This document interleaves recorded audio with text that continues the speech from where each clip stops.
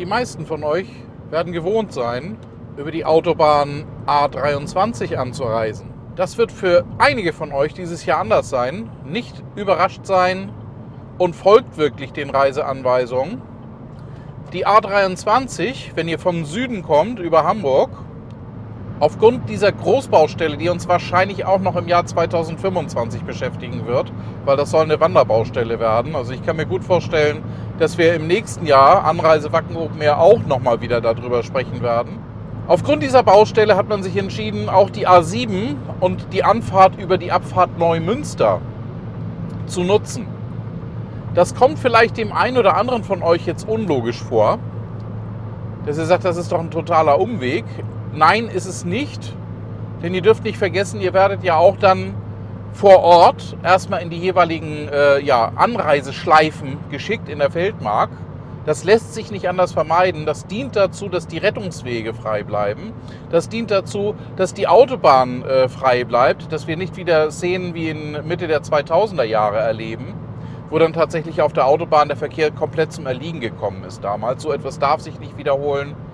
So etwas soll sich nicht wiederholen. Folgt also bitte unbedingt den Routen, die für eure Anfahrtsroute dann tatsächlich angesagt ist.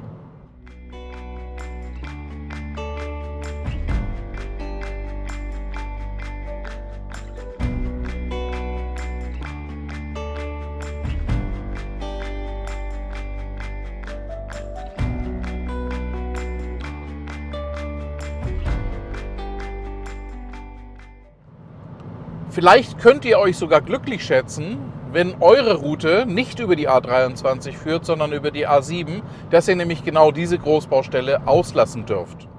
So werden einige von euch diesen Anblick der Störbrücke in der Anfahrt nicht genießen können, weil sie eben über die A7 kommen.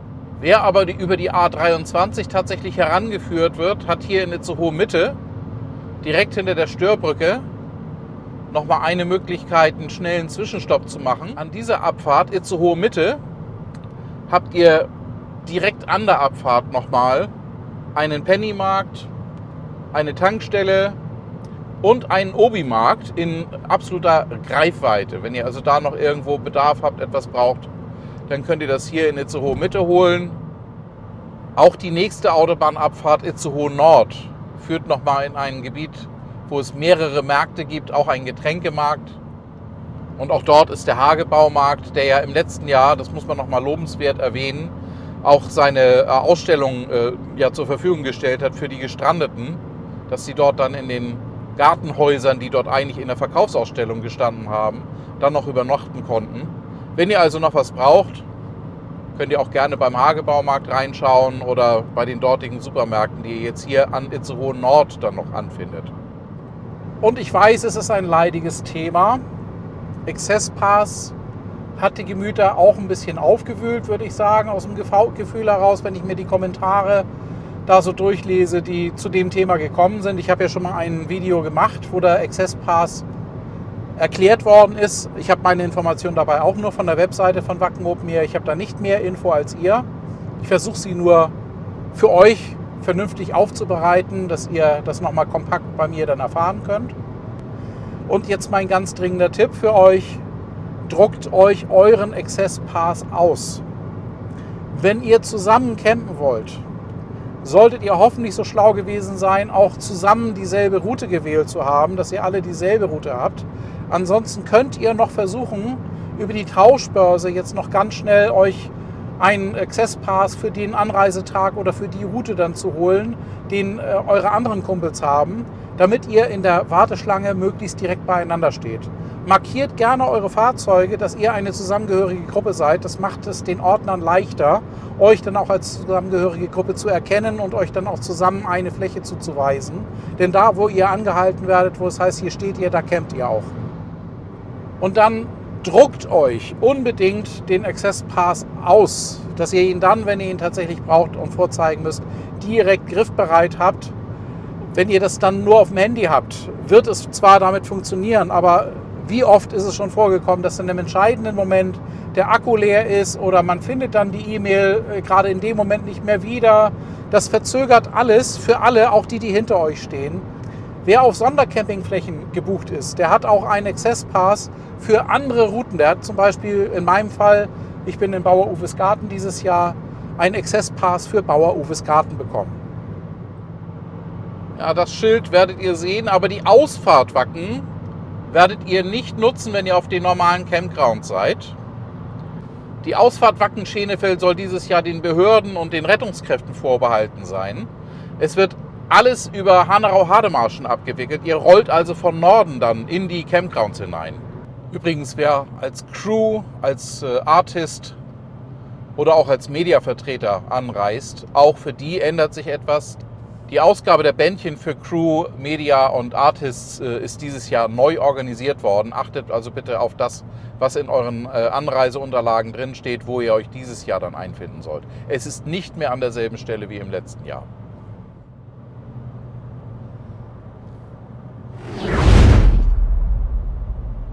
Das Metallschild steht übrigens hier das ganze Jahr über. Und jetzt fahren wir mal in den Ort rein und schauen, wie weit sie hier jetzt schon im Aufbau sind. Diese Aufnahmen entstehen am Samstag, dem 20. Und wir haben schon die ersten Wackentouristen. In diesem Bereich hat es in den letzten Jahren aber viel Rückstau gegeben. Den Part werden wir dieses Jahr so nicht erleben, denn das wird dieses Jahr nicht genutzt werden. Oh, Lemmy hat ein Denkmal gekriegt am Landgasthof. Der Landgasthof ist auch gleichzeitig die 9. Bühne. Es lohnt sich da ruhig mal vorbeizuschauen. Da werden auch dieses Jahr wieder einige Konzerte stattfinden. Schaut euch da gerne mal die Running Order an, was auf dem Landgasthof auf der 9. Bühne so stattfindet. Da haben wir die Duhorn-Apotheke, Mitte des Dorfs. Wer von euch also nochmal ein paar Pflaster, ein paar Blasenpflaster braucht oder ähnliches, der ist da gut aufgehoben. Full Metal Bar ist im Aufbau. Da in den Store will ich gleich nachher auch noch mal reingucken. Dann kann ich die Schlangen vielleicht ein bisschen vermeiden während des Festivals.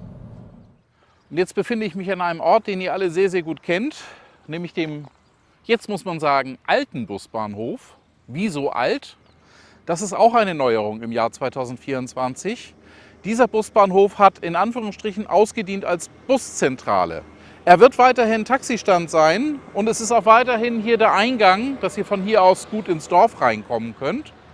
Aber die Busse bekommen ihre eigene Achse, was den Verkehr dann noch mal flüssiger machen soll. Und die haben einen komplett neuen Busbahnhof jetzt vorgesehen. Diese Fläche hier ist also jetzt mehr Orgafläche. Taxistand wird wie gesagt darauf eingerichtet. Diejenigen von euch, die die Wheels of Steel Area erreichen wollen, mit Gehhilfen oder Rollis etc. Ihr habt die Möglichkeit, das sind ja barrierearme Niederflurbusse, die euch von Itzehoe aus hierher bringen.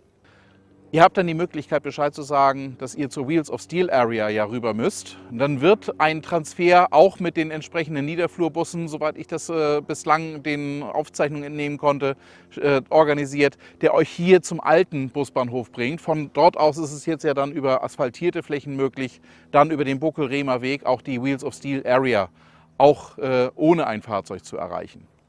Ansonsten wird der Busbahnhof aber nicht mehr so genutzt werden wie in den Vorjahren. Wenn ihr per Bahn anreist, vielleicht sogar mit dem Full Metal Train, dann kommt ihr ziemlich genau hier an, auf dem Bahnsteig Itzehoe. Und draußen erwarten euch dann die Busse.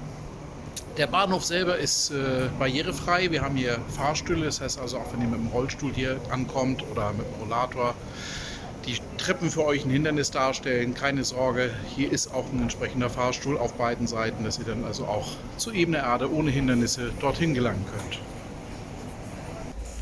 Der Bahnhof in Itzehoe ist barrierefrei. Ihr habt hier einen Fahrstuhl, der euch dann rüberbringt zu den Bahngleisen oder auch umgedreht von den Bahngleisen weg. Die meisten von euch werden aber wohl die Unterführung nutzen. Oh, da ist ein Fahrstuhl, ja. So dass ihr dann durch diese Unterführung durchkommt. Ja, Scheibe mal wieder kaputt, das kommt öfter mal vor. Und dann ist das der Anblick, den ihr habt, wenn ihr rauskommt. Und diese Richtung, da ist dann der Busbahnhof. Dieser Busbahnhof ist sehr zentral gelegen. Da vorne ist der Ausgang vom Bahnhof. Hier seht ihr im Hintergrund die Gleise. Und hier vorne ist dann gleich die Bushaltestelle. Das wird hier alles mit Gittern abgeriegelt sein. Es wird hier auch Toiletten geben. Wer am Sonntag bereits kommt, sollte auch unbedingt am Sonntag sich schon gleich mit dem Bus Richtung Wacken aufmachen. Der bekommt nämlich die Flatrate geschenkt. Der kann sich am Sonntag dann das Bändchen für kostenlose Busbenutzung abholen und das wird dann nicht weiter kostenpflichtig. Jeder, der ab Montag anreist, zahlt 15 € für die Busflatrate. Dafür könnt ihr aber auch so oft wie ihr wollt zwischen Wacken und Itzehoe hin und her fahren. Da drüben ist noch so ein kleiner Sandwichladen, frische Zeiten. Da bin ich auch ab und zu ganz gerne mal. Das schmeckt ganz gut da. Es wird wahrscheinlich nur ein bisschen länger dauern, wenn ihr alle gleichzeitig ein Sandwich haben wollt.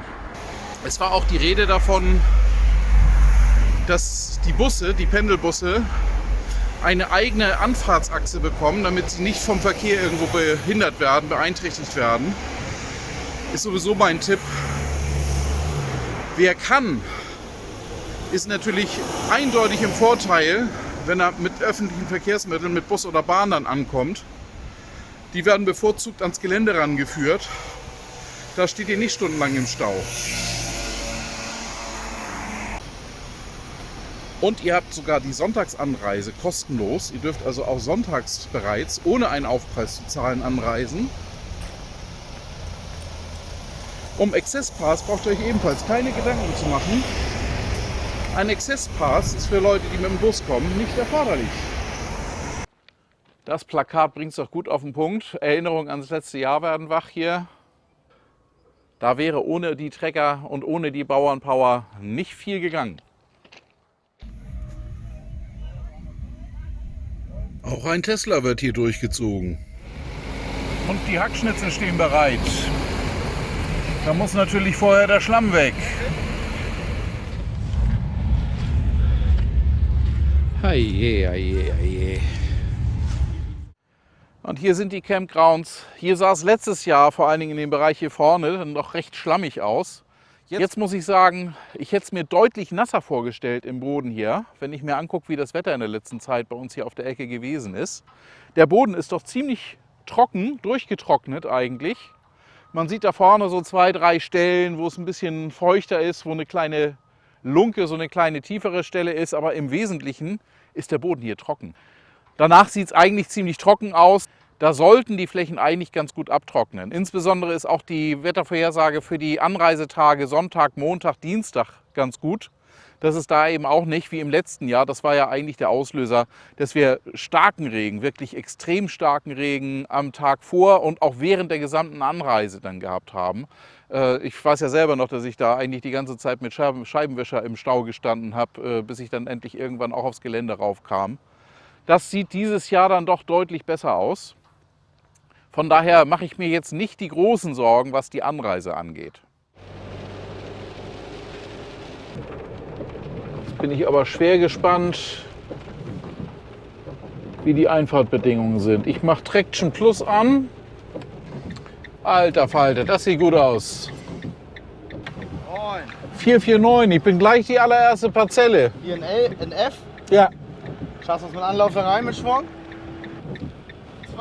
Es soll bis morgen früh um 4 sollen 21 mm Regen noch kommen. Ja, ich habe auch durchgehend Regen. 22 Durchgehend. soll die Welt auch untergehen hier. Ja. Wenn du Bock hast, kannst du jetzt mal mit Vollgas reinballern. Ich knall das Ding volle Kanne.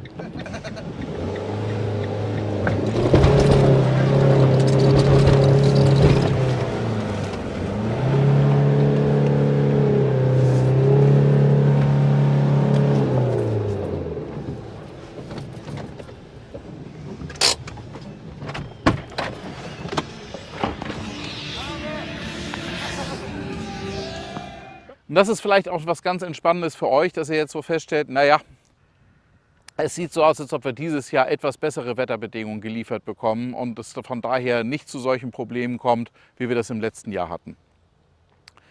Nichtsdestotrotz, denkt mir daran, A23, A7, da müsst ihr euch wirklich dann an eure Route halten. Wenn ihr also auf einer von den 3 Routen seid und die führt euch über die A7, ihr könnt euch vielleicht sogar wegen der Baustelle im Bereich Pinneberg auf der A23 glücklich schätzen, dass ihr dann über die A7 geführt worden seid. Es mag vielleicht kilometermäßig einen Ticken mehr sein, aber verkehrstechnisch und fahrtechnisch wird es wahrscheinlich die entspanntere Route sein. Auf diese Campflächen werdet ihr dann geführt. von Norden.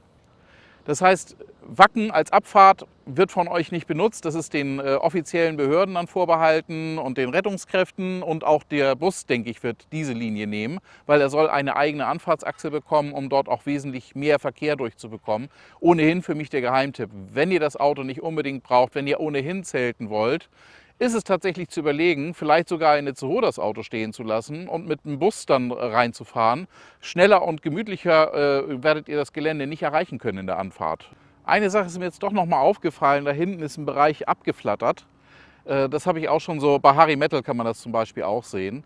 Die versuchen dieses Jahr im Aufbau die besonders belasteten Flächen, auf denen also viel bewegt werden muss, zusätzlich nochmal irgendwo mit mobilen Fahrstraßen dann zu unterstützen, dass die nicht beim Aufbau bereits so stark aufgewühlt werden. Und so habe ich hier die Vermutung, dass da hinten diese abgeflatterte Fläche, das ist eine von den tiefen Stellen, und die liegt auch noch durch die Baumgruppe da hinten stark im Schatten. Das trocknet also nicht so schnell ab dort, dass sie die extra abgeflattert haben, damit da jetzt im Aufbau keiner durchfährt und den Boden dort aufwühlt, damit der Boden jetzt wirklich die Zeit hat, dort abzutrocknen und sich zu regenerieren. Wir haben heute Samstag, den 20. Noch knapp etwas über eine Woche bis zum Anreisesonntag. Da hinten seht ihr tatsächlich ein Paar Störche, also ein Storchenpaar. Das ist noch nicht alles an Wildlife. Da haben wir auch noch ein bisschen mehr. Oh, der ist auch gerade auf Beutesuche, solange es hier noch so ruhig ist. Ja, und der langen Schlange bin ich jetzt schon mal entgangen. Ich habe mir mein Merch für dieses Jahr bis auf ein Shirt, was mindestens kommt, jetzt schon besorgen können. Ich war gerade eben da drin. Duschen ist kein Heavy Metal. Das Handtuch wollte ich unbedingt noch mal haben. Ich meine, geduscht wird trotzdem, aber die langen Schlangen habe ich auf dem Wege schon mal vermeiden können. Und wer meine Videos im Winterhalbjahr da gesehen hat, der kennt das schon. Aber wer es nicht gesehen hat, der kennt das noch nicht. Es gibt jetzt hier neuerdings auch einen Automaten. Wenn ihr also in Zeiten hier vorbeikommt, wenn hier gar nichts los ist, wenn hier auch alles dicht ist, könnt ihr euch hier aus dem Automaten euer Andenken ziehen. Und hier haben wir dann die Liste, was es alles so gibt, wenn die Fächer denn tatsächlich gerade bestückt sind. Leider, oder für Wacken Open Air gut, ist einiges jetzt so begehrt, dass hier einiges auch schon wieder leer verkauft ist. Aber das Wacken-Patch für 2024 ist auch schon drin. Schweres Gerät rollt hier auch gerade die ganze Zeit durch den Ort. Es wird hier also übers Wochenende durchgearbeitet für den Aufbau. Wer sich hier noch nicht so gut auskennt, also von überall aus seht ihr den Wacken Tower. Ne? Wacken Tower, einfach in die Richtung gehen, dann findet ihr euch auch auf dem Gelände hier zurecht, dass ihr Richtung Dorf kommt. Denn einmal während des Festivals durch die Dorfstraße gehen, würde ich euch dringend empfehlen. Das sollte mindestens dazu gehören. Auch für eure tägliche Versorgung. Wir haben hier auch einiges an Geschäften, an Foodstores und auch eine Apotheke, die Duhorn-Apotheke. Da zeige ich euch jetzt mal, wie ihr die findet. Wenn ihr über den Fußweg hier rauskommt, dann kommt ihr hier oben über den alten Busbahnhof raus. Hier haben wir den Wacken Tower, wo ich gerade stehe, und das hier ist die Hauptstraße. Da haben wir eine Tankstelle und hier ist die Duhorn-Apotheke. Dahinter ist auch ein Zahnarzt. Wer also da noch mal irgendwo eine Notversorgung braucht, der findet hier auch zahnärztliche Hilfe. Und ich habe mir ein Fahrrad ausgeliehen und bin hier nochmal in die Wege reingefahren, die momentan für Fußgänger noch zugänglich sind. Da hinten, wo ihr die ganzen LKWs seht, da wird jetzt in der kommenden Woche die Bühne entstehen, Faster and Harder. Und hier in dem Bereich die Lauda. Steht im Moment noch nicht, aber bis ihr hier ankommt, wird die Bühne stehen, wird das Ganze hier soweit fertig sein. Man sieht, es ist hier ordentlich Arbeit im Gange. Man hat hier ordentlich Fahrstraßen hingelegt in dem Bereich des Aufbaus. Insgesamt auch hier die Fläche, die ja letztes Jahr ein einziges Schlammmeer gewesen ist, gut durchgetrocknet, keine Auffüllspuren. Also selbst hier vorne, wo viel rangiert ist, seht ihr, da hat es nicht großartig irgendwie gewühlt oder sonst irgendwas. Das sieht wirklich tatsächlich ganz gut aus. Jetzt sind wir hier im Wackinger Bereich. Da seht ihr die beiden Türme, da wird nachher die Bühne dann entstehen. Ganz im Hintergrund seht ihr die holzerne Hand, die Dio-Hand. Auch dieser Bereich sieht sehr gut durchgetrocknet aus. Das Gras hat sich gut erholt vom letzten Jahr. Es gibt nur eine Stelle hier vorne direkt am Eingang, wo so ein kleines bisschen das Wasser steht. Aber es wird auch bewusst vermieden, durch solche Strecken dann durchzufahren. Also insgesamt sieht das hier von den Flächen hier ziemlich gut aus. So viel Wasser kann jetzt eigentlich diese Woche nicht mehr kommen, bis es hier losgeht. Das ist hier jetzt der Bereich neben dem Wackinger, wo wir dann auch nochmal zwei Bühnen haben, die Wet Stage, und auf den anderen Namen komme ich gerade nicht. Auch hier ist jetzt so ein kleiner Weg schon hingelegt, der also selbst wenn sich die Bodenverhältnisse jetzt verschlechtern sollten, dann eigentlich einen trockenen Zugang ermöglicht. Aber die Flächen sehen eigentlich ganz okay aus. Auch hier gut abgetrocknet. Ja, die Polizei soll dieses Jahr einen anderen Platz haben und auch die Erste Hilfe ist etwas umgerückt worden. Aber hier hinten findet dann auch die Produktion und alles statt. Ja, die bewährten Funklochstopfer aus dem letzten Jahr, hier haben wir einen von Vodafone. Da ist nachher Docking Bay 1 und Docking Bay 2 für die beiden Bühnen. Und wer jetzt immer behauptet, hier laufen ja gar keine Kühe mehr rum, ne? Doch, die laufen hier noch rum. Und da geht es Richtung Bauer-Uwes Garten, Residence Evil. Es wird ja immer wieder gesagt, ne? Da sind doch gar keine Kühe mehr. Ja, da hinten seht ihr es, VIP Press. Da seht ihr auch die Viehtränke da vorne. Und da sind sie, die Kühe. Das sind hier einfach landwirtschaftlich genutzte Flächen. Habe ich schon erwähnt, wie viel? 240 Hektar sind das insgesamt hier fürs Festival. Auch zu Bauer-Uwes Garten kommt ihr hier hinten über den Norden rein. Auch Residence Evil hat die Anfahrtsstrecke über den Norden. Also auch für euch gilt Abfahrt Hanau-Hademarschen. Guckt bitte genau in euren Anreiseplan rein. Guckt euch das auch mal auf Google Maps an.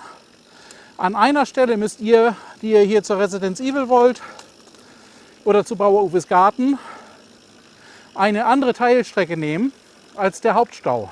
Wenn man das verpennt und einfach immer der Hauptrichtung nachfährt, dann kommt man nicht da an, wo man eigentlich hin will. Ich weiß nicht, ob das jetzt auch schon eine Fläche für Bauer-Uwes Garten wird, könnte aber sehr gut sein. Und auch hier muss man sagen, hervorragend abgetrocknet, das sieht wirklich klasse aus. Wie ich schon vorher gesagt habe, so besonders schlimme Stellen sind mit Flatterband abgegrenzt, wo es dann also doch mal ein bisschen feucht ist und auch feucht geblieben ist. Diese Bereiche werden einfach ausgelassen und hier dann abgeflattert. Der Rest der Flächen sieht aber auch wirklich sehr gut tragfähig aus und sehr gut befahrbar. Auch hier sehen wir die Funklochstopfer überall. War auch letztes Jahr schon so, Mobilfunk war eigentlich kein Problem. Das könnte einer von den Wasteland Warriors sein. Und hier sind wir im Plaza-Bereich. Und da stehen auch schon die Container, die nachher ins Wasteland verwandelt werden. Ja, definitiv, da ist auch die erste Deko fürs Wasteland. Ja, hier stand letztes Jahr das Wikinger-Schiff.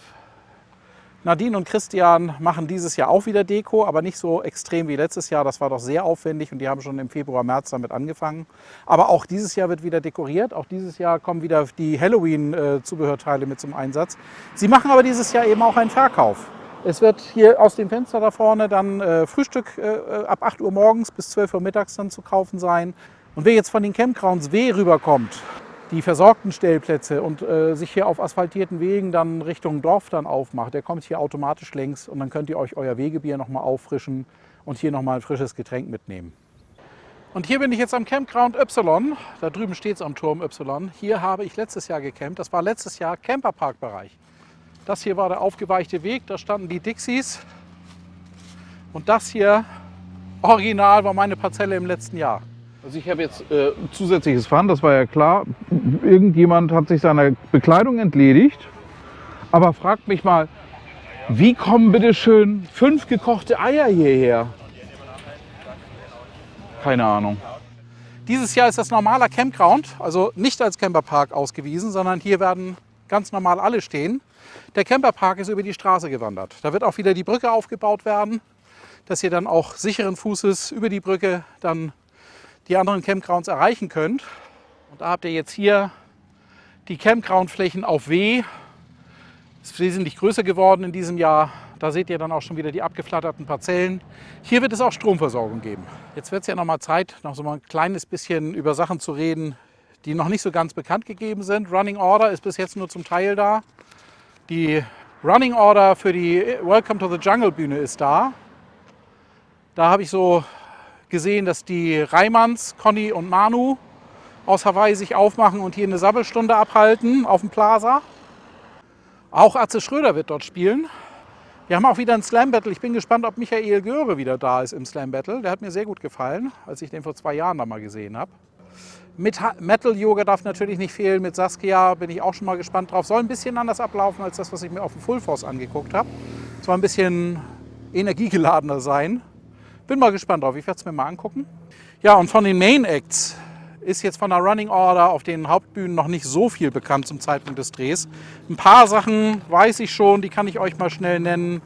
Am Sonntag spielt der DJ Hübi auf dem Plaza. Wer also schon am Sonntag da ist, hat da dann seine Unterhaltung schon mal. Sonst geht es ja aber erst am Mittwoch richtig los. In Extremo wird da auf den Hauptbühnen spielen um 22 Uhr. Am Donnerstag ist eins der Highlights 19.45 Uhr Alligator, gefolgt um 22.15 Uhr von den Scorpions. Und dann haben wir am Freitag Feuerschwanz, Betontod, Korn, auf die ich mich sehr freue dieses Jahr. Und um 0.45 Uhr kommt auch nochmal Watain.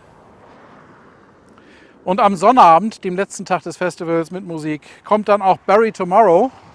Auch die haben mir auf dem Full Force ziemlich gut gefallen. Amon Amarth wird dann um 20.45 Uhr als eins der Highlights auf der Bühne stehen. Und Mayhem um 22.45 Uhr machen eine exklusive Show zu ihrem 40-jährigen Bühnenjubiläum. Es ist echt warm hier. Und in der prallen Sonne Fahrrad fahren. Dieses Fahrrad hier hat keine Motorunterstützung. Das ist dann auch schon echte Arbeit. Ich freue mich jetzt auf eine schöne Flasche Wasser. Wenn euch dieses Video gefallen hat, lasst mir ein Like da, lasst mir ein Abo da. Wir sehen uns on the Holy Ground. Nur noch ein paar Tage und dann geht's hier los. Bis zum nächsten Mal. Euer Michael.